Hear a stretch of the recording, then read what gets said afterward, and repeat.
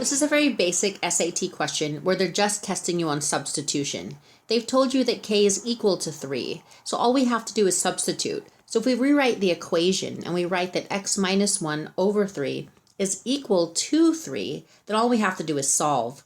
Orders of operations backwards says that we have to multiply and divide first in order to isolate our variable. So we're going to have x minus 1 is equal to 9. And then we're going to add 1 to both sides so that we can get x all by itself. And that gives us that x is equal to 10. Always double check here and make sure that they just want x. Because if the answer that you get, x equals 10, is easily found, sometimes they might say something like, what's the value of 2x? Or what's the value of x over 2? So your answer would be different. So always make sure they just want x from you, which is what they wanted here, and your answer is 10.